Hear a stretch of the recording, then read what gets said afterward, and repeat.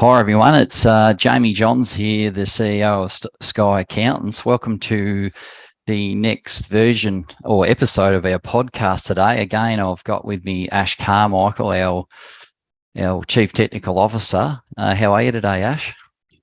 I'm very well. How are you? Yeah, good, Ash. Good to see the sun shining again. Yeah. Today's episode of the Sky Accountants podcast is on the recent changes with Fair Work. And from what Ash tells me, there's a fair bit going on in this space. Is that right, Ash? There certainly has been. They've been pretty busy with a number of changes in recent times. And, Yeah. it really is a case that business owners need to be across what's happening because it's pretty easy to fall foul if you're out of the loop. And you said to me too, Ash, like, while you don't need to be an expert in this, you do need to have a surface level understanding of perhaps just the issues to be aware of. And, again, here at Sky Accountants, that's why we've got yourself and the team for clients and anyone else to give us a call. So it is a bit of a minefield, the Fair Work. And how long's Fair Work been around now, Ash, just to give us a bit of context? Oh, I couldn't say, but a long time now. I think I recall it coming, a lot of it coming in with the Gillard government, but I might be wrong on that. So, yeah. I want to say the same thing, but the memory is pretty hazy after all this time. But it's been a real fixture. It has. It's certainly been an issue, something to be mindful of for big business, of course, and smaller businesses as well. So, or medium size, you might say. But actually, if you could give us a quick update on the recent activity with Fair Work, what are some of the sort of dot points that have come through recently? Yeah, look, there's a few items that I wanted to have a chat about today, which I think are probably the most relevant that business owners need to be across. There's actually quite a bit of changes, but we're not going to be trying to cover all of those. But so today we just wanted to have a bit of a chat about the new pay secrecy provisions. Okay. Some updates around flexible work arrangements. Yes. Changes around fixed term contracts. The new paid family and domestic violence leave, and the new workplace sexual harassment laws.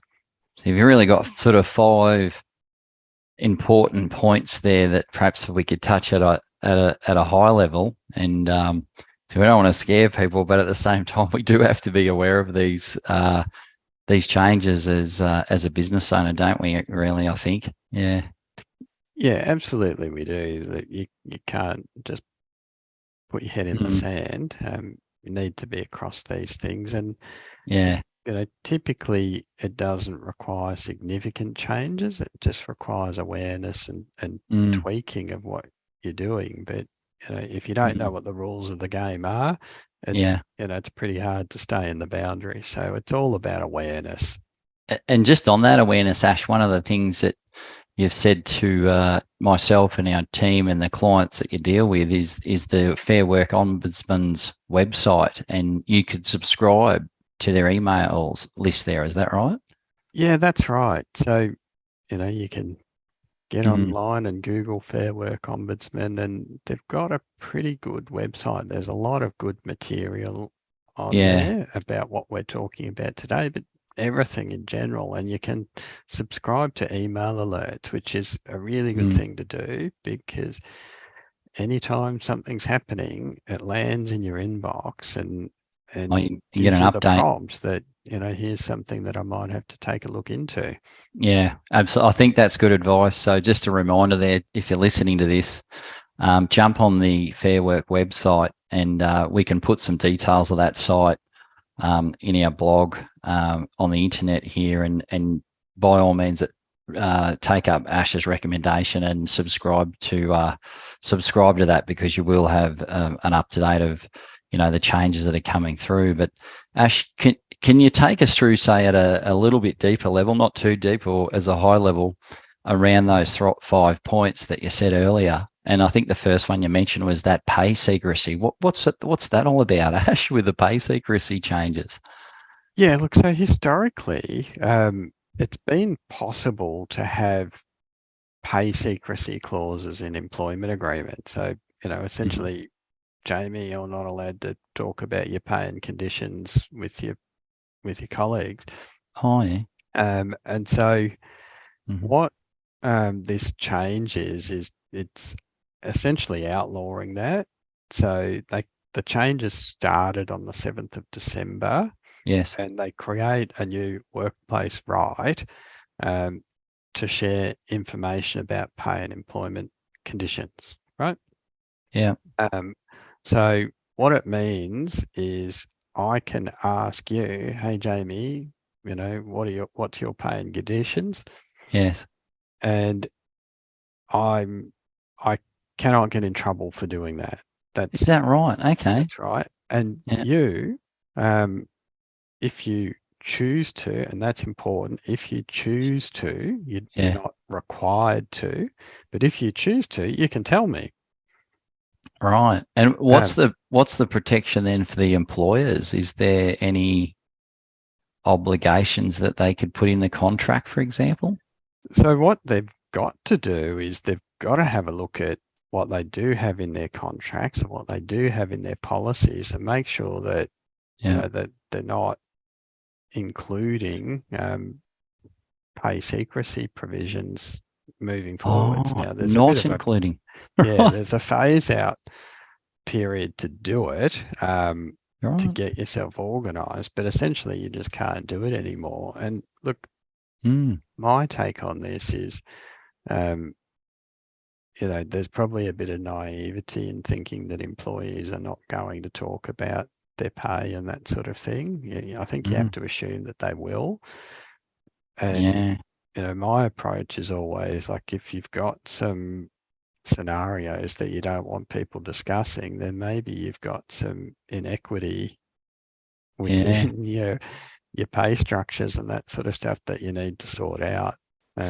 It's really interesting the government have taken this stance, I should say, because certain staff members could have certain remuneration structures and bonuses, if you like, and I guess what's the logic behind it, do you think, Ash, from a big picture point of view?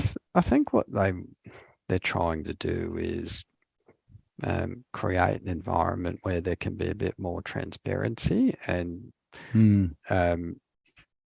look, I might be wrong about this, but I think it's all about sort of the stagnant wage growth and perhaps creating a condition where employees can talk to each other and and then if I find out that I'm getting paid a lot less than you for the same job, then I can go and talk to my boss.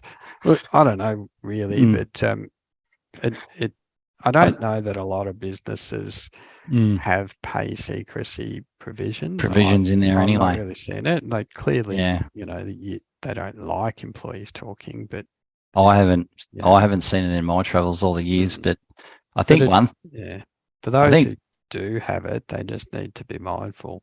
Yeah, absolutely.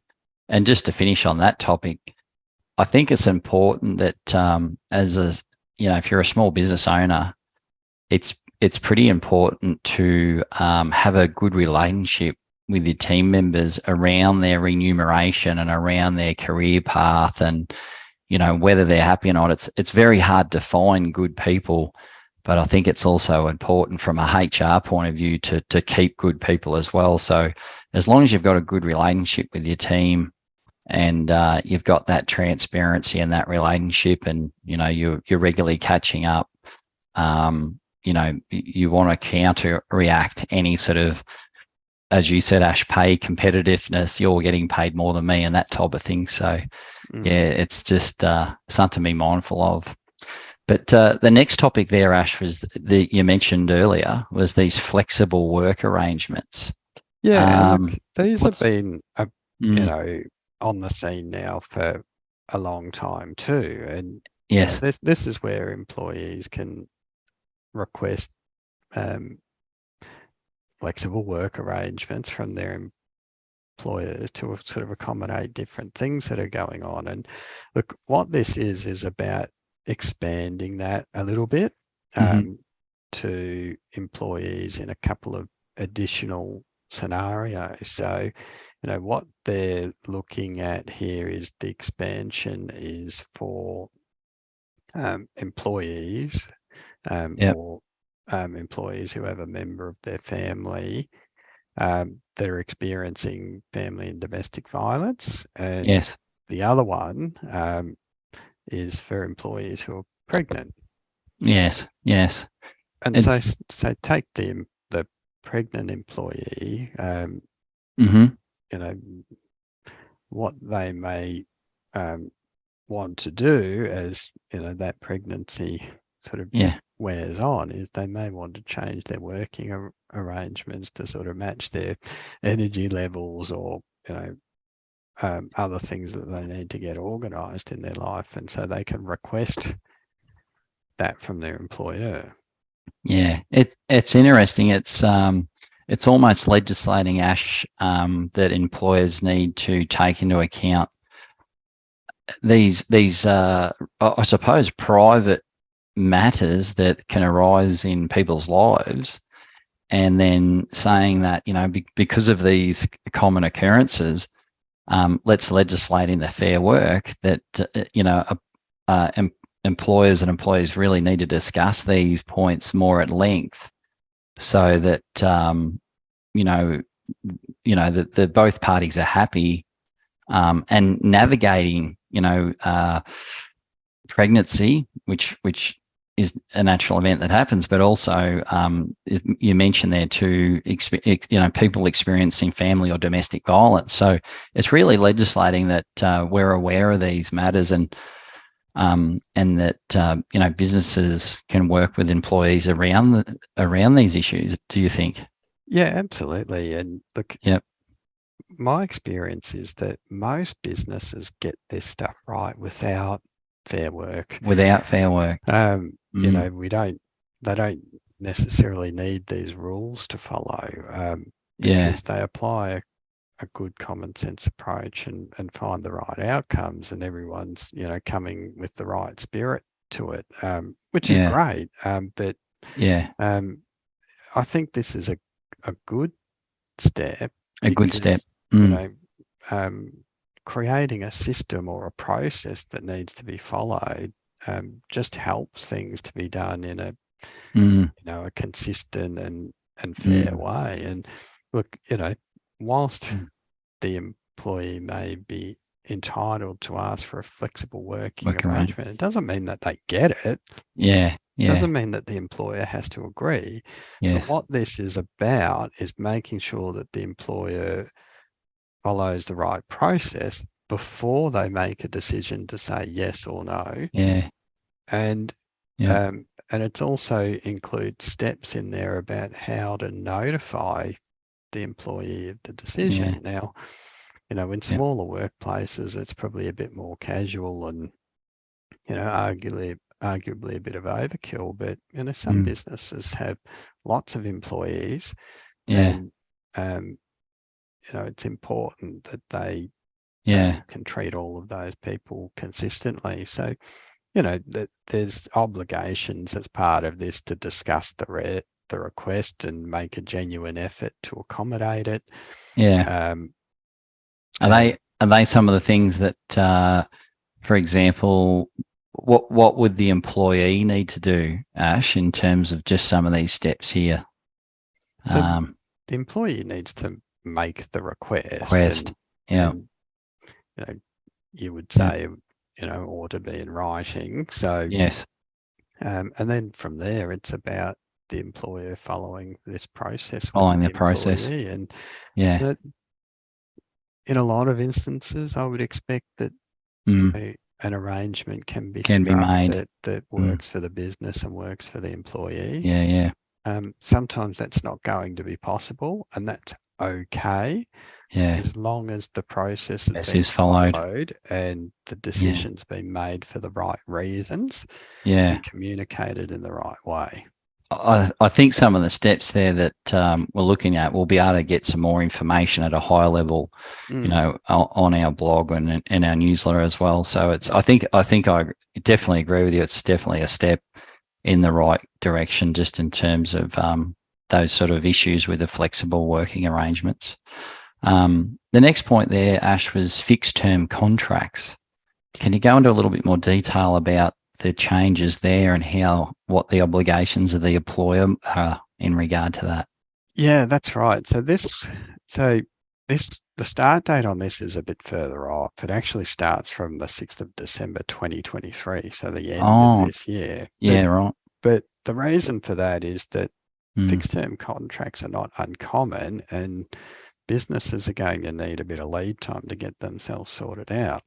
Right. So fixed term contracts are when Mhm.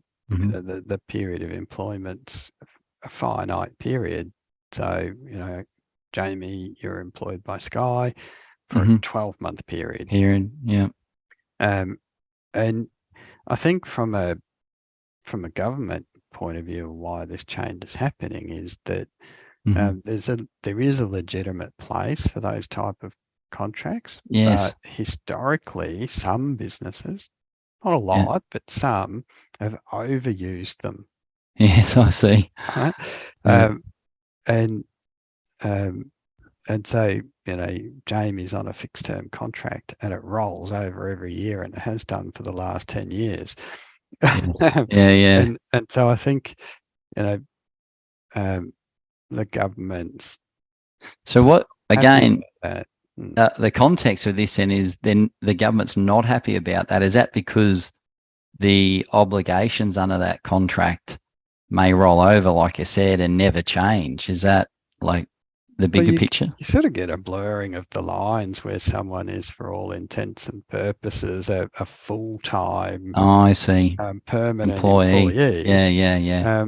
But they're kind of missing out on some of the normal entitlements. Okay. So, say you'd been on these rolling fixed term contracts for the last 10 years, and then all of a sudden the employer says, "Oh, we're just not going to renew it." And, you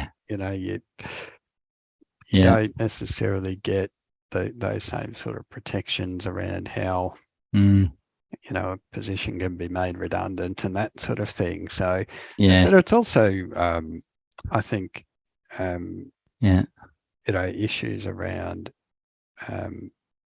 providing people a bit of certainty. And what should employers do in this regard, Ash, leading up to the December 23, do you think?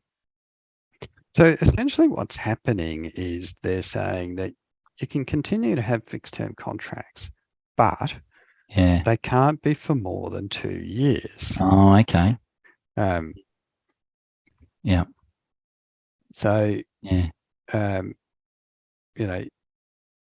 can have them, you just can't have them rolling on for extended periods of time. Indefinitely. And look, there's stuff in there that gets a bit technical, which is about people trying to, play funny games and, get around the rules. But I'll throw you in the deep end here, Ash. Is there any particular industries that come to mind, these fixed term contracts that you've seen are quite, relevant, or maybe there isn't, but look, I'm not aware of any particular industry, but they're certainly out there. I can think of my partner, who many years ago now was working at a business that shall remain nameless, that had like almost everyone was on these fixed term contracts. But a lot of them had been there for years and years and years. Look, it probably in the day-to-day, it didn't make much of a difference, but there were some instances that where it did produce outcomes that were not great.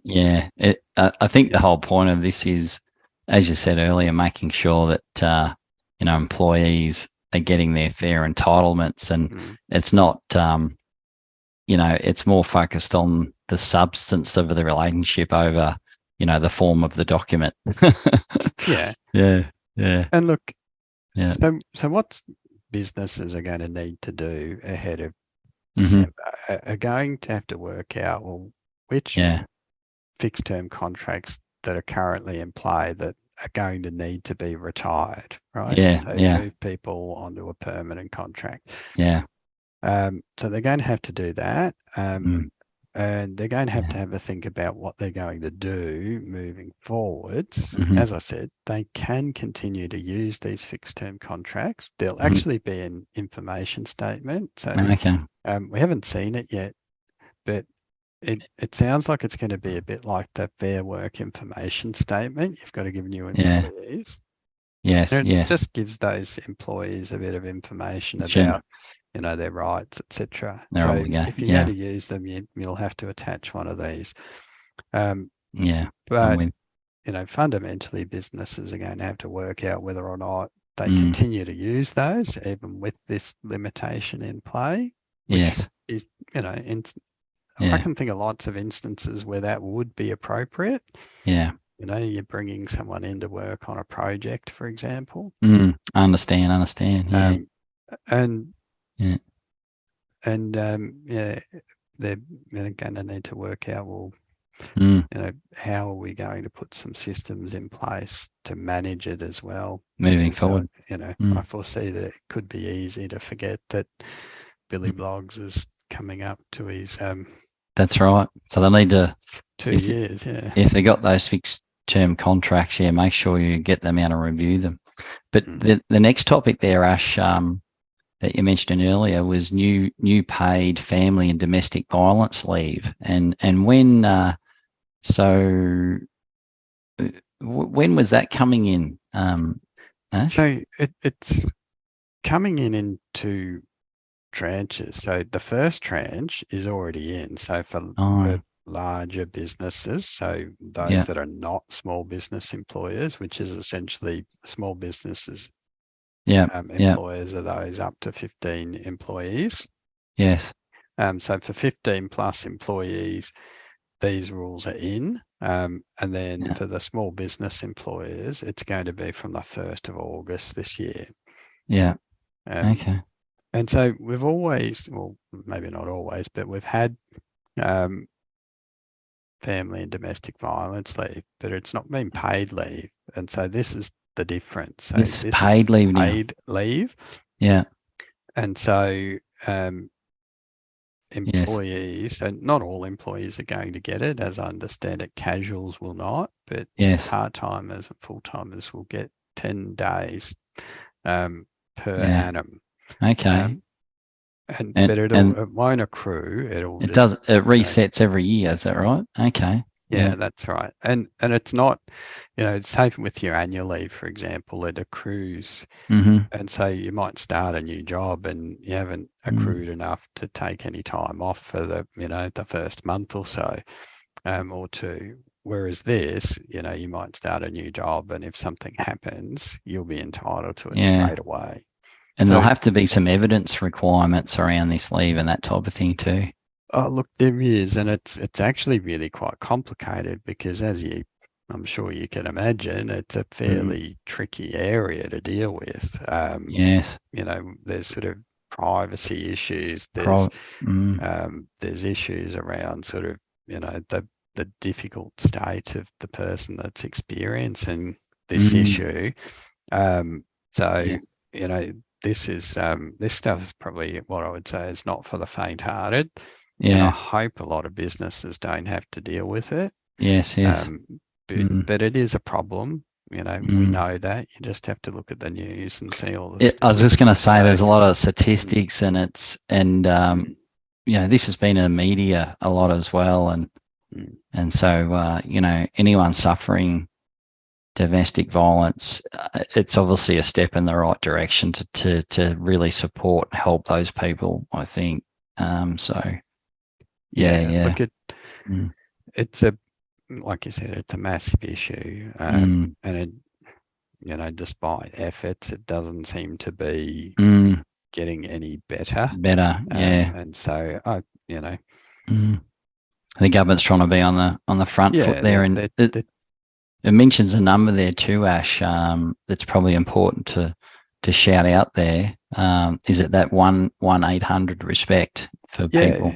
yeah, Mm. that's right. And so from Mm. our point of view, there's an Mm. element about knowing what are my obligations, my Fair Work obligations. What do Yeah. I have to pay? How do I need to manage the process? What needs to go on a pay slip? All that kind of business, right? Yeah. But there's a bigger question, which Mm. is, as an employer, are you ready to Mm. deal with that sort of situation when it arises? Like, Mm. do you know how to Mm. handle that in a way that's going to actually help that The employee? situation and the Mm, employee. Yeah. um, Yeah. because, Mm. you know, we need these people to be able to access the help and support that they That need. they And, need. Mm. that's just at a basic human level, but Mm. from a business level, Mm. you know, You we got to be able need to to make navigate it sure, as well. we need Mm. to make sure that we're looking after our people. Yeah. And so, that's um, Mm. a, a support resource, that 1-800 respect. Respect. It's, Yeah. there's lots of them out there, but Mm. it's, you'd really sort of encourage people to go and at least have a bit of a look at it, at some of those resources and Yeah. about. And there's probably a website I would suggest that we Oh can put yeah, on yeah, the yeah, podcast as absolutely. well. Yeah. Yeah. There's definitely a Mm. website, and it's Mm. about, Mm. as individuals and employers and managers and business owners, Mm. at some point we may come into contact with this issue, and we should be ready to deal with it in a constructive way. Exactly. Yeah. And just part of this podcast series is all these topics. It's just you may not know all the answers, but at least you can be aware of where to turn to. I think, and that's what we're doing this for. So yeah, thanks for that one, Ash. The last sort of topic there we just wanted to touch on was the new workplace sexual harassment laws, and I remember a few years ago now, bullying legislation, a few different, practical cases and negative things that happen in the workplace over the years. The government had a massive push on bullying in the workplace, and what's this bring additional to it now, Ash? And it mentions here the Victorian Equal Opportunities Act and that type of thing. Where's the Yeah, changes happening here? yeah. So, and look, I'm sure there's lots of employment lawyers out there that know all this stuff 100 times better than we do. But Yeah. you know, so Fair Work are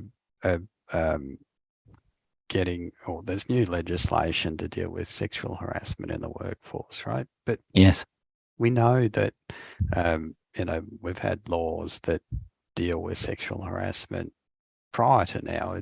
This is not a new thing. That's In right. Victoria, for example, it is Mm. dealt with under the Equal Opportunity Act. Right.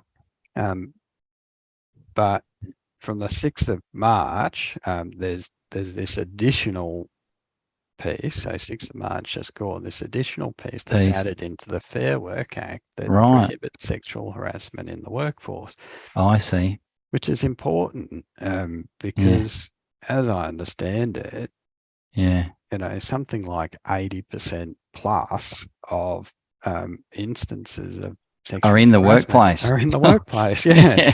Yeah. Which makes you wonder why maybe Mm, Fair Work hasn't had this legislation there earlier, but I guess they're catching up. They're sort of catching up with the Equal Opportunity Act. Well, that's the Victorian mm, one at least, but Fair Work is federal too, isn't it? Like it's that's right. it's That's right. Australia wide. So it doesn't, there's no Yeah. doubt going to be lots of little, Yeah. differences between how each of the different states deal with this, but Yeah. this puts a sort of a blanket national. A national, yeah. And all it does is strengthen and expand what we've already got, which is In a each good state. thing. Yeah. And so I guess what comes to mind there, Ash, is with these sexual harassment laws being included in the Fair Work will probably have to take some calls on it now and be able to, try and resolve these matters. There's things here that you've got like, the conciliation process, mediation, the different steps that, if you come across this in your own workplace look, you just never know with some of these things. So the fundamental issue that they want, or thing that they want, is for employers to stamp it out in their workplace to prevent it happening, and if it does happen, to deal with it swiftly and fully, right? Yes. And so there's a bit of a stick here that they're using to make sure that this happens, which hasn't existed before, well, not so clearly anyway, which is that employers can be liable unless they can prove that they took all reasonable steps to prevent that sexual harassment, right?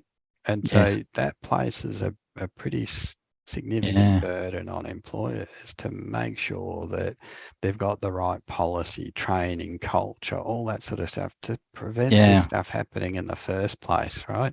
Which is the ideal. It just, it shouldn't happen.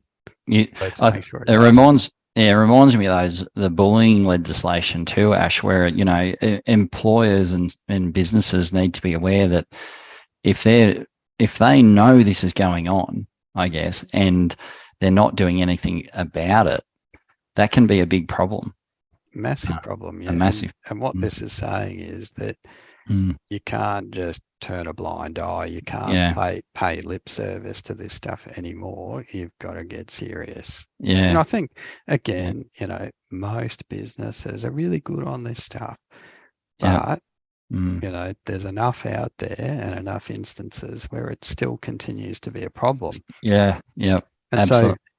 so, the extension of that is the Fair Work Commission is, now has powers to take complaints and to deal with them, as you said, through, initially through a conciliation or a mediation. And I think they can make recommendations too. And then there's a next step where if, that doesn't work, that, there can be an arbitration and the commission can make orders about things like compensation and loss of wages and all that sort of thing. That sort of stuff. And other remedies that may suit the situation. So it's a lot to unpack. All these changes in this episode. What's the couple of let's give us a couple of key takeaways, Ash. What should small business owners do, or in this regard, do you think? What's some practical steps that they can take? Look, I think, going back to what we spoke about earlier on, the first thing I would always recommend is get to the Fair Work Ombudsman website, have a look at the resources, sign up for those email alerts. Yes. You want to be getting the news of what's happening, just pushed to you, so you're across the issues. Yeah. But, the 5 items we've discussed today, there's, there's real elements of that employers need to deal with. It's not just one of those things like, oh, if that scenario comes up, I'll worry about it then. Yeah. There's real issues there. And so people need to take the time to do a bit of research and get up to speed. Yeah.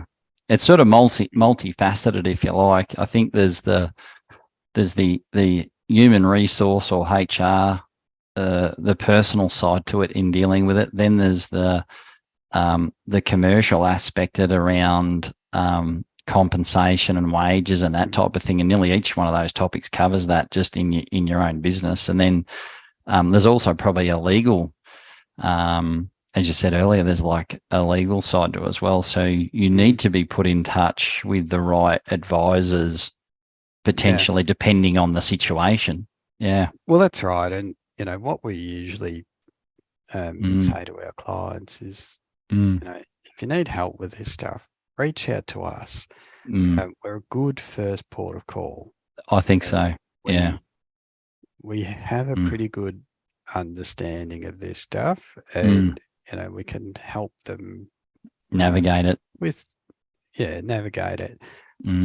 But we're not employment lawyers. We're not HR experts. We're accountants, and there's a limit to what we can do. Yeah. And, we're not about trying to be something we're not.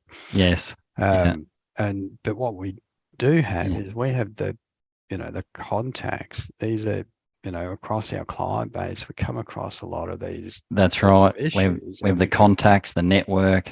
Yeah. And we can put people in touch with the right people to get the help that they need. Exactly. Yeah. No, I think it's important that, you don't look at this as all just being too hard and sort of put your head in the sand. First port of call is to, contact our office, speak to your client manager, and we've got yourself here, Ash, to help our team and all our clients as well. So, yeah. My sort of final word on all of this is that, being a good employer, being compliant, it's good business. Makes good business sense. It makes good business. You're not exposing yourself to penalties. You're not exposing yourself to reputational damage. You're going to be improving your workplace culture, which improves your productivity and your profitability and all that. It's just good business. Yeah, that's a good note to end on. Good. It just makes good common sense to if you see any of these points come up and you think that they need investigating, reach out. And there's a whole lot of good reasons why you should get on top of it and get our support. And we can put you into the contact with any one of the professionals that can help you. So thanks for today, Ash. There's always something changing, isn't there, in business? It never ceases to amaze me, the changes that we need to keep up with. So jump on our website, skyaccountants.com.au, and you can navigate to the blog section. This is on a podcast as well. You'll find it on Spotify and the different social media outlets that you can jump on and have a look at this podcast. So thanks for today, Ash. Thank you. It's always good to have a chat. Yep. And we'll see you in the next episode. Bye for now.